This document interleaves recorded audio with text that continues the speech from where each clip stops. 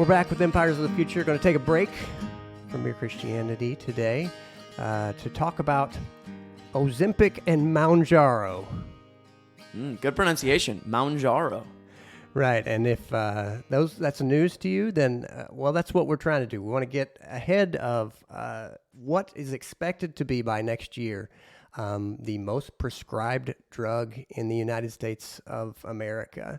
And in reading about this recently, it just seemed to me like something that that we need to think about deeply, because we'll jump right into it. These are drugs that have been initially prescribed to deal with diabetes.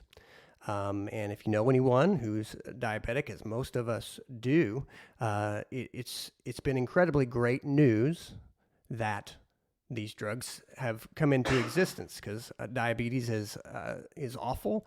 It assaults the body. You have to have insulin, and whether it's type 1 or type 2 diabetes, this drug that is designed to work toward defeating type 2 diabetes, for treating type 2 diabetes, it's shown promise, but then it showed promise for something else. And what's that? Well, it's been shown, the results that they're seeing in patients as they're being surveyed is that not only is this an effective drug against type 2 diabetes, but it's also extremely effective at weight loss. And so for patients who are dealing with obesity, it is an extremely promising medication for them to help them lose weight. In fact, it's been shown that in most patients, they are losing an average of like 22.5% of their overall weight. Right. And so that's or I don't know what that time frame is over, but like it's a significant decrease in weight just by the use of this medication. I believe we're talking months Mounjaro. There. Yeah, it was a certain number of months. Sure. Yeah. But yeah, it's an amazing sort of story where this drug manufacturer, Eli Lilly, is created this medication, and like we said, with the intention and the purpose of dealing with type 2 diabetes. But what the result has also been is this significant weight loss. And as you can imagine, for people who are obese or overweight, hearing that there is this miracle drug, quote unquote, that can help you lose weight, and I mean like quick. A lot of the stories that were being told in this article is like, in the first 2 months, I lost 25 pounds. Right. I think one of the examples, the person in the first month or two lost 25 pounds. And, there were some people that over the course of several months losing 50, 60, 70 pounds, and all credit going to this medication for helping them do that. Right. And so where the story kind of comes to a head is that there's this medication, and the manufacturer, Eli Lilly, puts out a coupon saying if you have any sort of commercial insurance, regardless of anything else, if you have a commercial insurance, you can get a month's supply worth of this drug, this medication, for $25. Mm-hmm. For $25, you can have this medication, a month's supply of it. And that was great. And so people all over the place hearing about the ability that this drug has to help them lose weight. A lot of patients with obesity or even, just some people who were overweight and looking down the barrel kind of sort of type 2 diabetes, knowing my weight isn't under control. That's what's around the bend. We're getting access to this drug at $25 a month, and we're seeing amazing results. Right. Well, then all at once, what happened was, as demand for this drug was becoming more and more and more, as all these different people were taking it, not only for diabetes, but also for weight loss, the supply was no longer able to keep up with the demand. And so what Eli Lilly had to do, or I don't know if they had to do it, but they did it, they took the coupon away, which was, I think, always understood to be a limited thing, but it still came as a shock when they did kind of cut off this coupon to where no longer could any insurance, if you had any commercial insurance, you get access to it for $25. But then it changed to, well, if you have insurance that covers obesity medication, then it's $500 a month.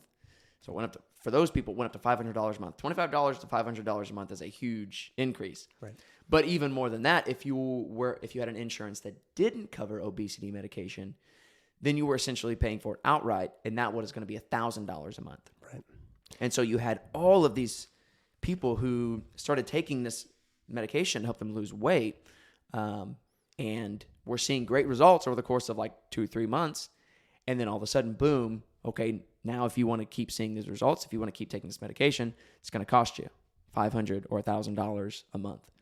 And really kind of, obviously that makes it inaccessible to a lot of the people who are taking it. I mean, most of us can't afford to spend $1,000 a month on a medication. Single medication. Right. One medication. Yeah, that's assuming you're not taking anything else. Right. So that is kind of what brings us to where we're at now, and to this article, and why there's this big stink, this big uproar going on right now. And in a sense, sort of a feud of sorts, as we're going to get into and talk about a little bit, between a couple different players in this story. But yeah, that's kind of what the deal is with this medication, this miracle drug, Mounjaro. Right, and we should mention that this is an article written by Emily Farash, out of The Independent in the UK, and so we're here on March 6th. This was released just about 4 days ago. This is all happening right now, and again, with the prediction that as word gets out about what this drug is capable of, that more people are going to want it. That they predict it'll be the most prescribed drug in the United States by next year. But there is so much to think about. Yeah. As we're going to start here, just really thinking about the major players, like you're mentioning. But we want to get to the spiritual elements of this, because there are major spiritual elements to this too, and those are really important because they underlie even this battle that's already begun. And so we want to get there. I thought this story at the beginning of this article really brings you into somebody who's just dealing with this issue. So it starts like this, quote, Kay thought she'd finally made it after years of diets, exercise routines, failed obesity treatments, and shame for being overweight. The 49-year-old teacher from Missouri found a medication that helped her lose 25 pounds in 3 months. It was life-changing, she says. In addition to shedding weight, Kay experienced other changes that seemed almost miraculous. She quickly noticed the painful cramping from her fibroids disappear and the swelling in her legs vanished. I could go for walks again, Kay told me. She even stopped taking Wellbutrin. It became about far more than just weight loss. And the official title of this article is "The Next Ozempic Became a Social Media Sensation. Then everything changed." And the everything changed part refers to the cost change, especially, which is what you just talked about. Yeah. And so I know there are a lot of people who are just like this person that the article opens. And that's why we want to talk about, because when you're in a position of vulnerability, you're in a weak position. Yeah. And just to start, the major players then are coming in, but you need to be really clear about what's offered. Yeah, and so you begin to see sort of this this tale taking shape, where you've got these patients that are, in a sense, at their wits' end. They feel as though there's nothing more that they can do. They've been struggling with their weight for all this time, and then when this answer is presented, not only presented, but presented at $25 a month, that's a really good deal. Right. I mean, if you're talking about medication that's been shown to prove all this stuff, like for those people, it's like, oh my goodness, this is it. This is the answer. This is the thing in their mind. And I'll tell you what is interesting about this situation too is the role that TikTok played in it. So as the story kind of lays out, a part of what was happening and why this drug became a sensation, and as the title kind of claims, is a social media sensation, is that people were seeing on TikTok these stories of people who began taking this medication and seeing kind of the transformation and how much weight they were losing and how quickly, which is a different thing than watching, a commercial with testimonials. Right. You never really know how much of that you can believe. Okay, what else is happening with these people? These are likely paid people for this thing, whatever. And that's not so much the case with something like TikTok. Like Yeah, there are some people who are monetized and make money off TikTok, but a lot of what was being seen was like, these are genuine people having genuine, real results and kind of showing them on TikTok, which caused it to just, the spark to take, Right. and for everyone to want this drug now. I'm imagining these short, videos, day 1, day 8, day 15, and just and the way I am, the way I would expect a lot of people who are like me. You would watch one and you go, I don't know, but then you watch 2, and a lot of times we kind of sitting there alone in our room, go, I think I'm kind of convinced, because our shield, none of us are able to forever stop with this onslaught of, well, if I want to believe it, it often becomes so appealing to us. And like I said, we're in a weak place about a lot of this kind of stuff. Yeah. Yeah. And so, as you begin to see this kind of taking place, and then here comes Big Pharma, and they're like, hey, we have come up with a solution. And, it's one of those things, like, I'm not opposed to taking medications, taking drugs and those kinds of things, but we need to be realistic when we think about pharmaceutical companies and what I just termed Big Pharma. We might like to think that these pharmaceutical companies are concerned primarily, first and foremost, with our best interests, and that they just are so in love with the public and concerned with the public. Man, like, people are corrupt, and when money is involved, there's going to be corruption. And so to think that, like, Eli Lilly in this case was just, we've come up with this new medication and we're just going to give it to you next to nothing forever. You're welcome, world. Right. That's kind of high and lofty and nonsensical in thinking. And look, my point in all of this is not to run down Eli Lilly or these other pharmaceutical companies, but it is to say in this case, it's hard not to think that they didn't, to a certain extent, take advantage of people. Right. To say, hey, you can have this amazing miracle weight loss drug for $25 a month. Even if they were clear that this was a limited time offer, it's still one of those things. You let people have this for months on end at $25 a pop, and then all of a sudden, boom, the rug's pulled out from underneath you. Now you have to pay full price. Well, at that point, a lot of people are going to want to pay full price because they are already seeing the results. They're already, in a sense, hooked on the results that they're getting from these medications. But then, like, the carnage comes even more when what was being shown and seen is that for a lot of these people who couldn't afford it, those rugs pulled out from underneath them, and they no longer have this medication, and the weight begins to quickly come back. Right. Begins to quickly pile back on, which is extremely unhealthy to be on this sort of weight cycling situation where you're gaining a bunch of weight and then losing a bunch of weight throughout your life. It's a really unhealthy place to be, and a lot of the same problems associated with being overweight and obese come back as well. And so for these patients, they were kind of in a vulnerable state, in a place of weakness, and to a certain extent, that was the pharmaceutical company took advantage of that, saw an opportunity, or took an opportunity, whether they saw it or not. I'm maybe somewhat cynical. I think they probably did. I mean, when you have a medication that you're like, this medication, just take it once a day and you will lose weight. It, like, you hear that and you go, it sounds too good to be true. And it does sound too good to be true, but that's kind of sort of what they were offering. And then to have that taken away, there's no way in my mind that you can just completely let the pharmaceutical company off the hook in this situation. Right. And I mean, everything that you're reminding me, or that you're saying is reminding me of that verse where Paul says, everyone looks out for his own interests and not those of Jesus Christ. And in this case, you're dealing with a company with a board of directors that answers to shareholders, and the directive is make money, consistently make more money. Yeah. And if the people who are leading this company don't, we will find other people who will. And okay, well, is that a jaded, cynical view of the world? No. When the New Testament says to us, everyone looks out for his own interests, not those of Jesus Christ. Well, okay, We know that so that we can be as shrewd as serpents and as harmless as doves, and also long for the kingdom where we go, I wish there was a better world. It's coming. Yeah. But you're just not there yet. And again, it's about where to put your hopes, because you cannot, a lot of the reason why we're talking about this is you cannot put your hopes in the wrong place. You can, as a part of a disciplined system, engage with this. Yeah. But if you put your hope in it, say, this will fix my problem.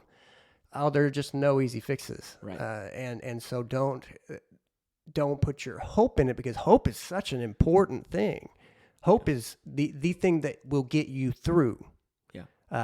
And that's why we say, put your hope in Jesus, even in matters like this. Yeah. That who justifies me? Who am I trying to please? What is my end goal here? It's just very dangerous to believe things like, this pharmaceutical company is here to help me as their only goal. Yeah. They are no more in this to do that than your bank, your local bank, who offers you a mortgage. Look, they'll offer you, according to their metrics, the maximum. Mm-hmm. But if you don't pay, you lose. Yeah. They win. Yep. And frankly, if you do pay, they win. Yeah.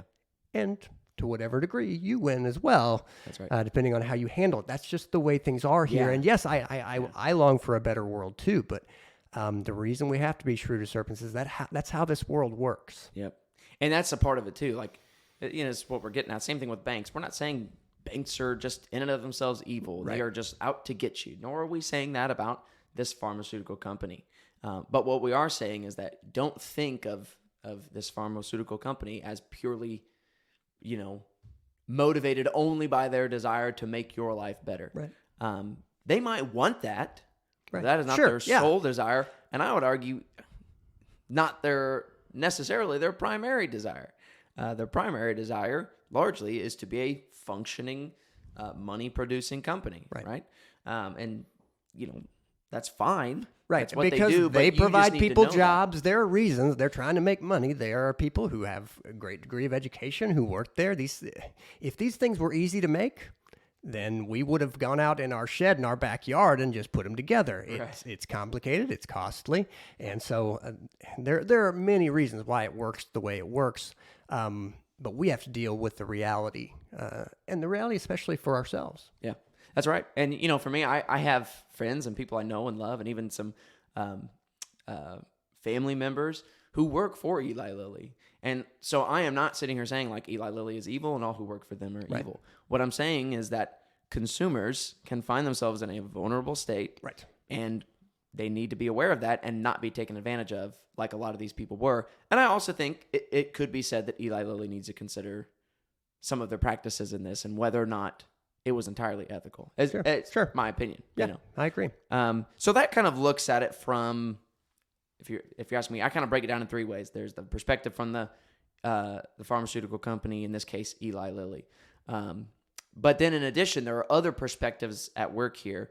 And I want to switch and talk a little bit about the perspective of those desiring and taking this medication for the purpose of weight loss, those who are perhaps obese and using this as a weight loss medication. You said something earlier, I think that played a role in this, but what are the motivations that people have? I think is a good question I'll kind of put to you. That someone who is overweight or obese, what are the motivations that they have to take a medication like this? The one that's usually talked about is health. Yeah. That is the let's say that's the one that's easy to talk about. Yeah. I want to be healthier. Now, we don't do things for one reason only. Rarely do we ever do anything for one reason only. There are often and most of the time multiple motivations. So then we can freely admit there's also a desire to look good, to look better. Mm-hmm. So that add to the health, the desire to look better, the desire to live longer, which you could pretty much tie in to health. Are there others you have on your mind? Health and to look good. I think those are the main reasons. One of the things that's talked about a lot in the article, and I actually, as we were kind of getting ready for this, I looked up on YouTube about Ozempic, which was kind of in a sense, a forerunner to this drug. Yeah. It was a drug that worked in a similar way, but not quite as efficiently. I'm not going to try and explain the ins and outs of what each one does, because I would probably mess it up anyway. But this would be a good. I had one other just section here because I marked this. A lot of the details here, I'm just going to read them rather than trying to remember them. act like I understand pharmaceuticals. Yeah, that's right. I don't. Quote, Mounjaro, the name brand for tirzepatide, is one of a new class of nutrient-stimulated hormone-based therapies that's changed the way type 2 diabetes is treated. While similar therapies target a hormone called GLP-1, Lilly's Mounjaro is the first to target a second hormone, GIP. Together, these hormones decrease appetite and delay gastric emptying, making a person feel full for longer in a 2022 study on tirzepatide. Participants saw an average weight reduction of 22.5%, which is what you mentioned earlier. In a separate study, Novo Nordisk's celebrity-endorsed Ozempic, which targets only GLP-1, showed an average weight reduction of 16.9%. So there's some of that. I know there's some people listening to this who will be a lot more technical about this kind of stuff than I am, but I did want to mention that, and feel free to look more into it about the kind of details, what the side of it is in terms of kind of the inner chemistry is doing. Yeah. And so when we think about the motivations of taking this kind of medication from someone who, and now I'm talking specifically about someone who is overweight or obese, but doesn't have type 2 diabetes, because that was originally what this was created for, is type 2 diabetes. Right. And by and large, people with type 2 diabetes, their insurance is covering type 2 diabetes medication. And so that's not what I'm talking about necessarily right now, but people who are looking at this drug as an option for weight loss only and for those benefits that it has only. Like you said, there's the kind of the vanity aspect of it, wanting to look good. There is the health aspect of it, which is obviously you are less healthy when you are obese. But then in addition, one of the things that came up repeatedly in a video that I watched kind of about Ozempic, the forerunner to this one, and then in this article, was there's an aspect of shame associated with it as well, which maybe ties into vanity, but I think is nuanced in a different way a little bit, where a lot of people talked about just how embarrassing it is, and how people, when they see someone who's obese, they have certain thoughts or claims about them, and by and large, one of the things I was hearing was not necessarily that people were just accosting these people out in the streets and shaming them for being obese, but they felt a sort of shame, a sort of embarrassment, a sort of, some might say, stigma around being obese. And that was a big motivator as well, I think, for a lot of people. And, it's an interesting thing, and this is a topic that is touchy for some people, but one of the claim, it's a claim made early on in this article by Kay, the woman that you referenced at the beginning.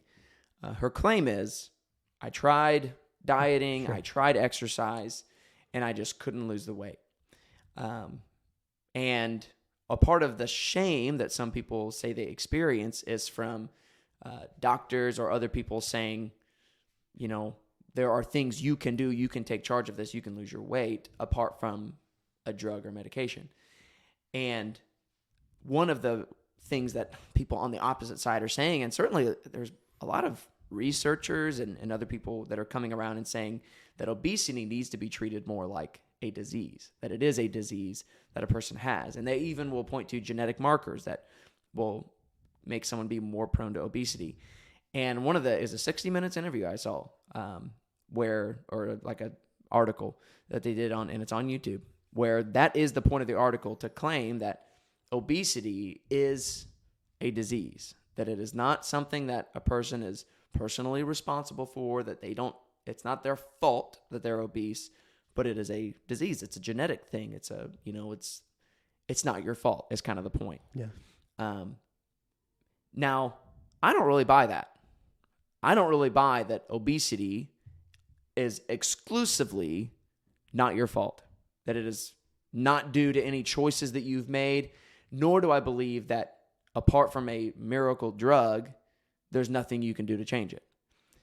And I think that's kind of what people are being told right now, in certain corners, certain aspects, is people are kind of being told, look, this is the answer. Like, it's not your fault. You've got this disease. You're prone to this. Rather than encourage diet, exercise, lifestyle changes, here's another solution for you. It's this pill. Right. Take this pill. It will solve your problems. I think that phrase in and of itself, take this pill and it will solve your problems, in and of itself is problematic all over the place. It's just all around problematic. That this pill, this medication is going to solve your problems of the feelings of shame. It's going to make you love yourself more and the way you look. You're not going to, be this or that. It's going to make you healthy. And a pill cannot do all those things, right, regardless of whether or not we want it to or wish it could. And even if it can have some effect on making you lose weight, it is a terrible, terrible thing to, as you just said, put your hope and your reliance on this drug. I think that's what a lot of people are doing. They're saying, like any of us would naturally, hey, here's this easy way to lose a whole bunch of weight. We say it sounds too good to be true, but then you watch the TikTok videos. Oh man, it must be true. Who isn't going to want to take advantage of that? For $25 a month, all I have to do is, it's an injection. All I have to do is take this injection once a day for a few months, and I will lose all kinds of weight. Yeah, sign me up. I can imagine, a lot of people would want to sign up for that.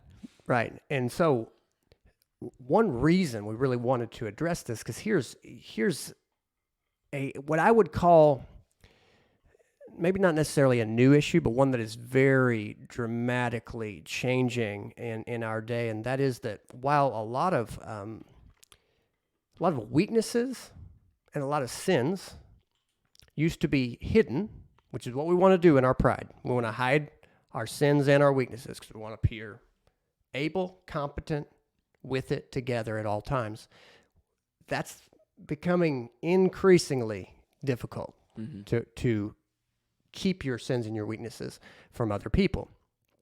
But then add to that this assumption that a lot of people have, like, well, but it's not fair. Some people are able to eat this or that and not exercise, and things go fine for them. Some people eat the same things, eat less, and gain a lot of weight. One thing that I want to say is I agree. It's not fair. Yeah. And that's, well, what do we do about that in the context of God? You take it to God. And what you find out is actually one of the things we've been talking about in Mere Christianity. One day, every one of us will stand before God and answer for everything we've done in word or deed. Mm-hmm. And one of the reasons we do that is because we're not made the same. And we will give account for what we did with what we've been given. Mm-hmm.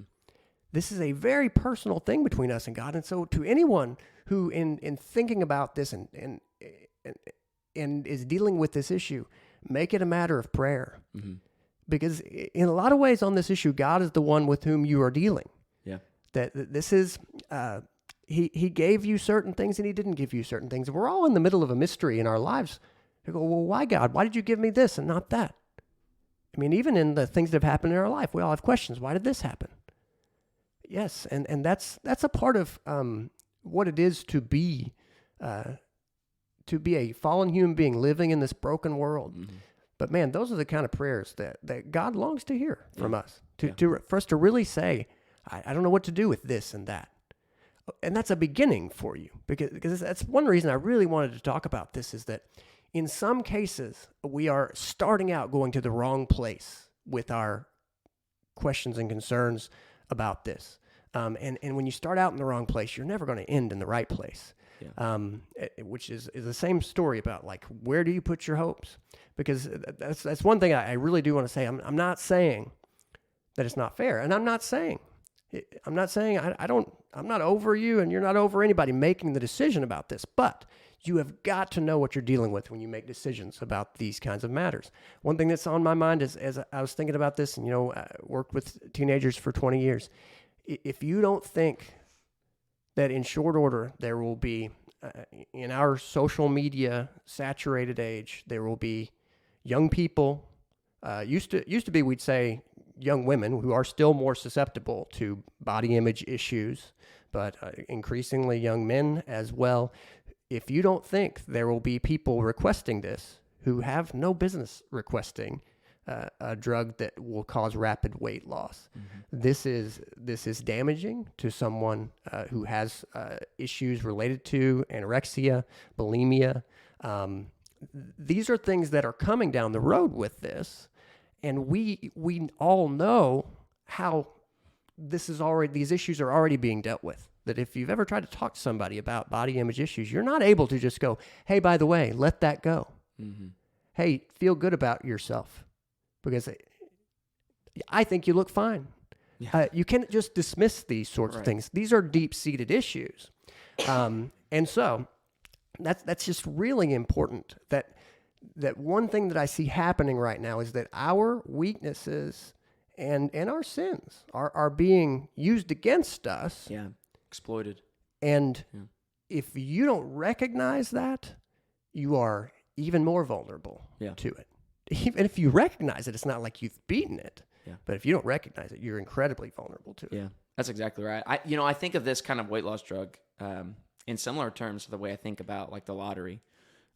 So the state lottery is so enticing to people, particularly, and it's not exclusively, but particularly people who are in poverty and who don't have the money to be buying lottery tickets, and yet they're buying the bulk of the lottery tickets, is because they're enticed by the prospect of getting all this money without having to work for it, getting all this money instantly without the effort, without having to work. And that's an enticing prospect. I mean, if we're all honest, we would say, yeah, I like the idea of being given, a couple $1 billion because I happened upon the right numbers on my ticket, this or that. We understand that impulse, but what we also need to understand is that that's not a biblical or right or righteous impulse to desire to be given money without working for it. And I'm saying it's not a biblical impulse because the Bible is pretty explicit that we are to work for those things that we have. We are to work heartily as for the Lord. There's passages all throughout the Bible, but I would focus especially on like places in 1 Thessalonians or even in the Proverbs. Like in Proverbs 12:24, it says, "Diligent hands will rule, but laziness ends in forced labor." In 1 Thessalonians 4:11, it says, "Make it your ambition to lead a quiet life. You should mind your own business and work with your hands, just as we told you, so that your daily life may win the respect of outsiders and so that you will not be dependent on anybody." And, these are just a few of several verses that indicate as Christians, we ought to not desire to have things handed to us, to be given things for free, but we ought to work, and we ought to work as though for the Lord and earn the things that we get. And the biblical principle is also true that he who doesn't eat or doesn't work ought not to eat. Right. And yet, at odds with that, we desire the instant gratification without the work. The result, the benefits, the joys, the privileges without the effort. Yeah. And that's a lot of what these pills are selling. They're saying, hey, diet and exercise is hard. Try just taking this injection instead, and it should solve your problems. Well, and this reminds me, think about if you want to have, many of us know someone who's had the lap band surgery, right? And if you want to have that surgery, you are required to show a track record of weight loss and self-control because it's not a cure-all. Yeah. It helps you to rapidly lose weight so you can then adopt a better exercise routine, better eating habits. And so that's already there. Why talk about this? Well, because it's not just that if you get on this drug, it's going to be very difficult for you to get off. And in general, the read on this is you're not going to get off of it if you get on it. Yeah. Knowing what I know about human nature, my suspicion is this. If this drug enables you, I was a youth minister. I ate junk food. Junk food tastes good. If you're able to eat a bag of Doritos every day, and this drug is just making it go away, how easy is it going to be to go, well, I'll just keep on doing that every day? And then what are going to be the consequences in terms of cholesterol, in terms of saturated fats? And this drug does certain things from you, but it is just the start to say, hey, be careful. If you start on this drug, you're going to be paying for it for life. That is a really important question to ask from the start. But we are not built such that we don't take something for granted once we start it. Yeah. In fact, in our weakness, we often take so many things for granted, and we are not able to discipline ourselves, especially when we have easy gains, which is, I think, where your analogy talking about the lottery comes. Yep. It is not the blessing. It is not the unimpeded blessing that it might look like. That's exactly right. And so it's been an interesting situation now that everyone's been, or that this whole group, and I said there were 3 parties involved here. We've kind of talked about the pharmaceutical company. We've talked about the people wanting to use this medication to treat obesity. And then there's a third category, and that is the people this drug was originally intended for, those with diabetes. Right. And there's sort of a feud or a bunch of a battle, if you will, being especially waged, online, between these 3, but particularly between people who want this medication to help them with their obesity and the people who want this medication and need this medication for their type 2 diabetes. It's very effective for both. And the people with type 2 diabetes are saying, hey, look, we have a legitimate medical issue that this drug is helping us with, and you all are sucking up the supply so much that, first of all, it's driving up the price, but also it's limiting the supply so that we don't have the access to it that we need. And we are taking it for an actual medical issue. And then what the other side will sometimes respond with is, well, obesity is an actual medical issue. That's kind of their beef, is that it's being treated like what some would call a vanity drug. This is what some insurances classify it as. They classify it as a vanity drug because it's intended to just help you lose weight. And the people who are dealing with obesity are saying, no, it's not a vanity drug. I need it in order to avoid type 2 diabetes, in order to avoid all these or counteract all these other things that come along with obesity. But there's this feud, and understandably so, where you can see between people with type 2 diabetes and people who are just using the medication to treat their obesity and they're being overweight. And it's causing a lot of sort of animosity and frustration.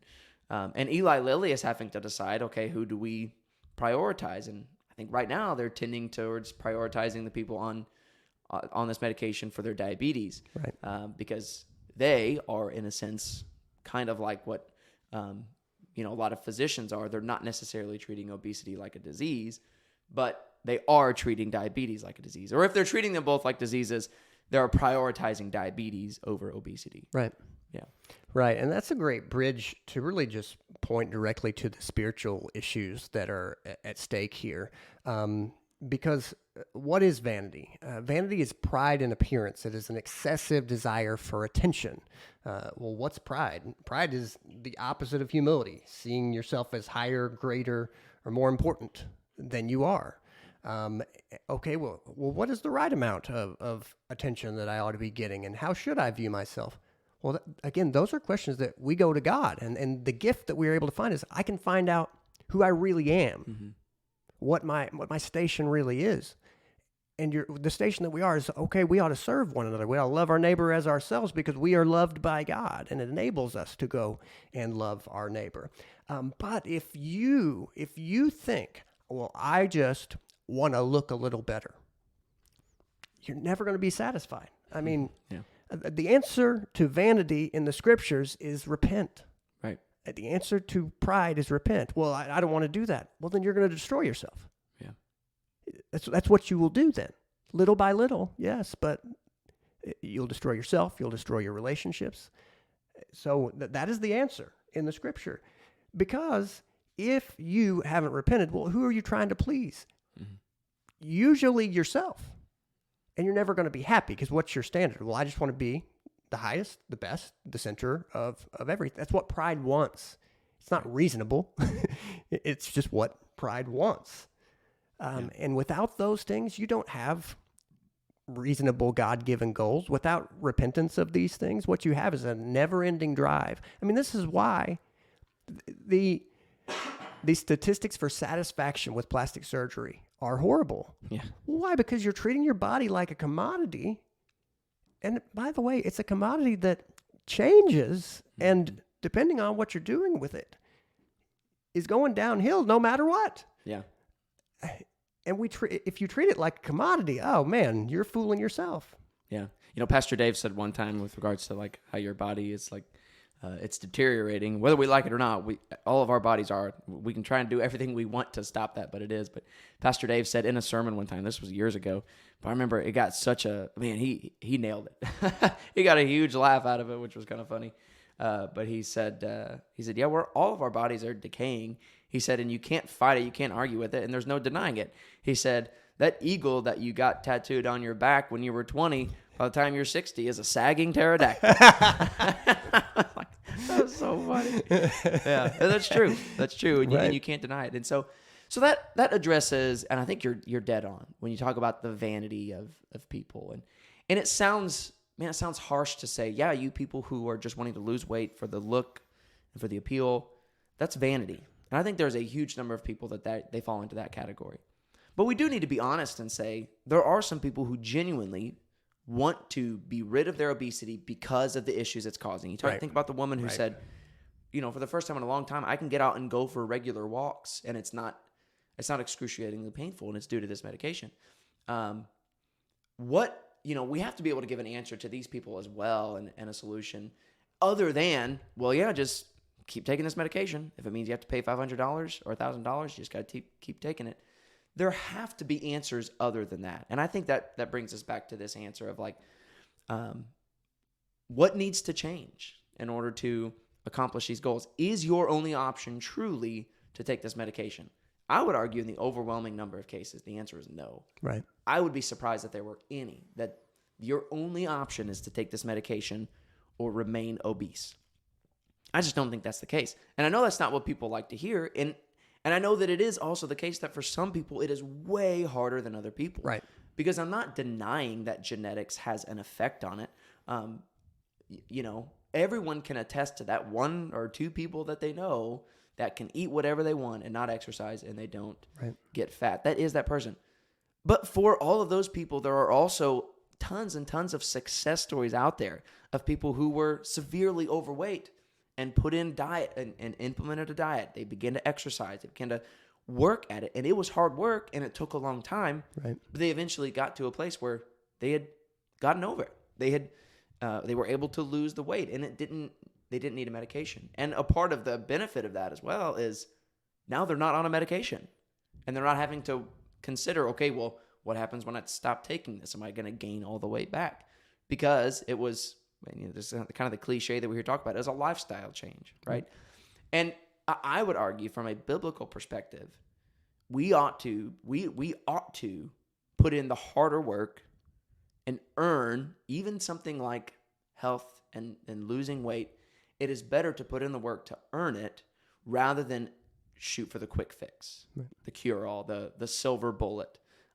Because I don't really think that the silver bullet exists. I know we have this medication in front of us that's, putting out all these results. But one thing that's lacking is long-term studies in these things. Like, what about the person that's been on this thing for 30 years? How are they doing? What sort of side effects are they experiencing?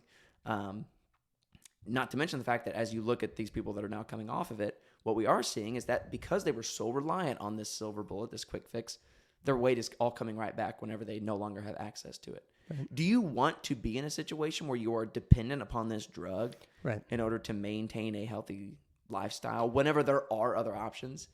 I would say no. Right.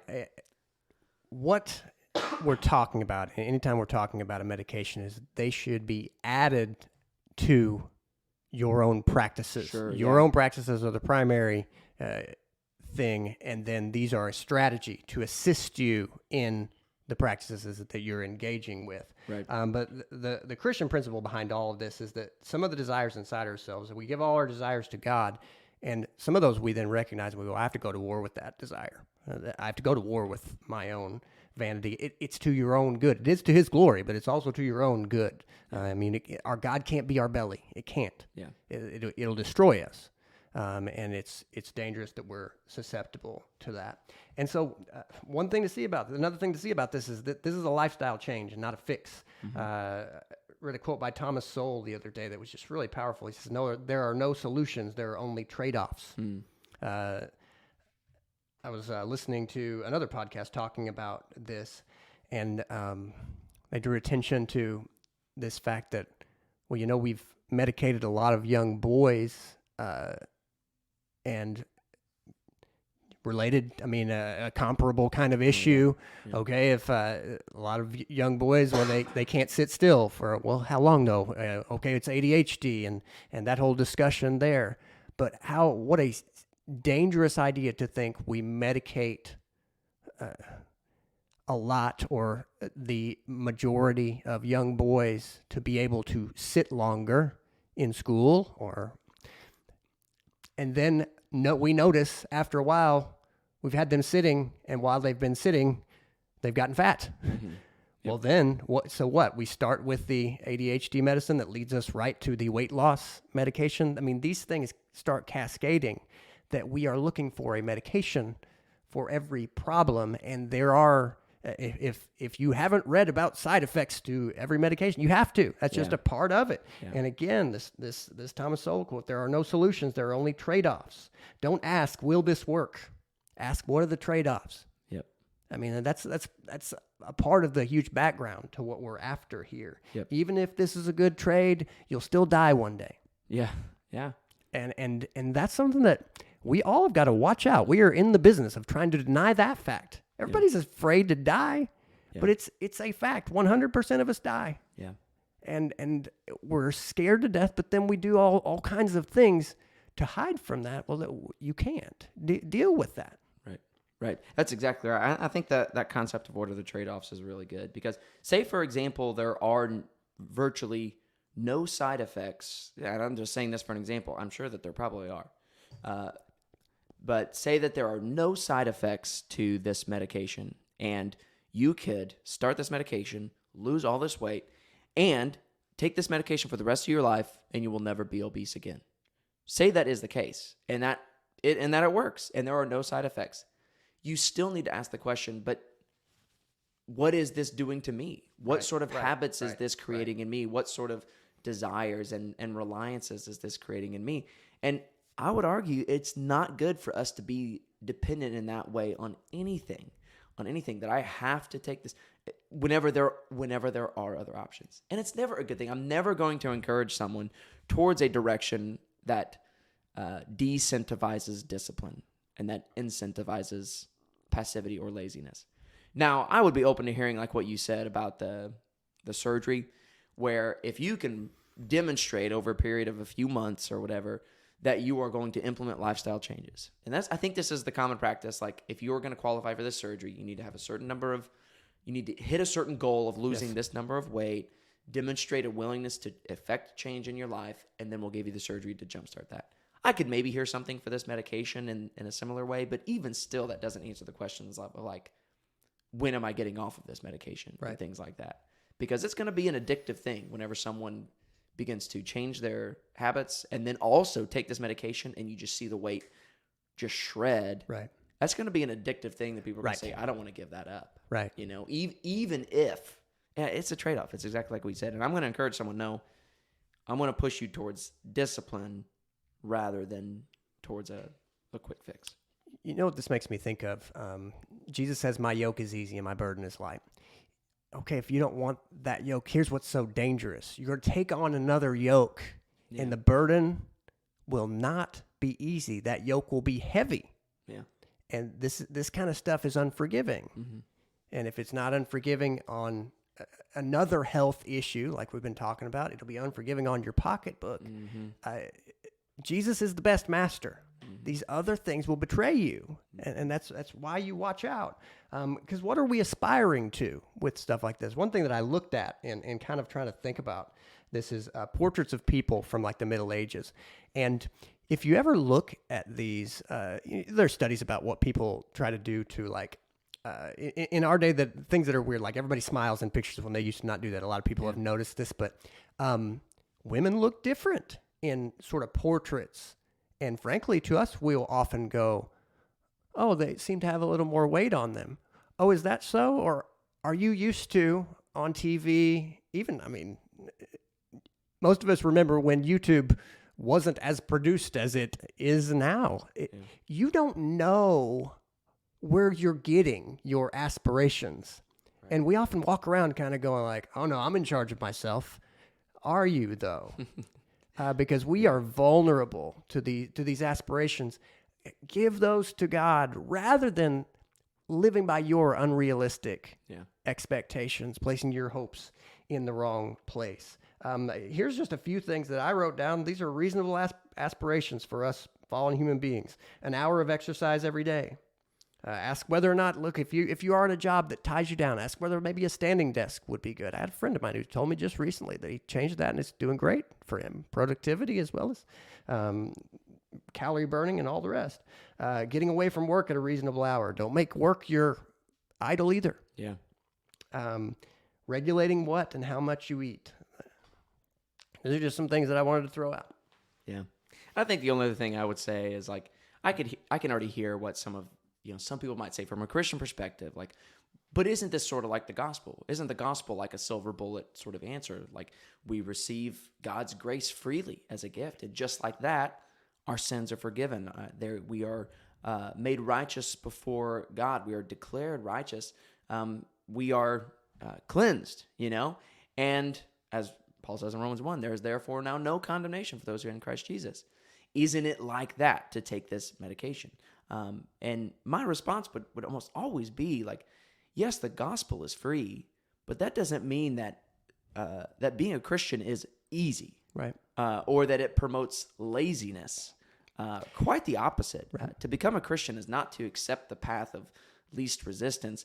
I would argue it is to take on the path of most resistance. Right. Wake up every morning repenting. Oh, yeah. Wake up every morning repenting. Know that in the world, we are at odds with the prince and the power of this world. Right. Wake up every morning trusting God. Every morning trusting in God. Like, all of these kinds of things.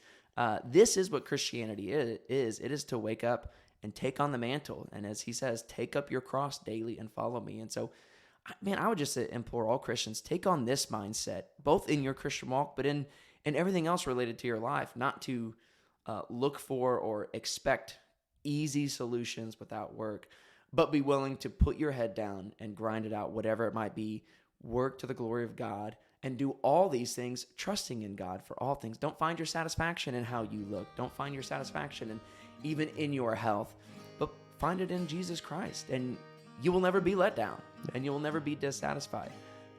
So there's, I don't know, I guess my parting words would be that. I agree.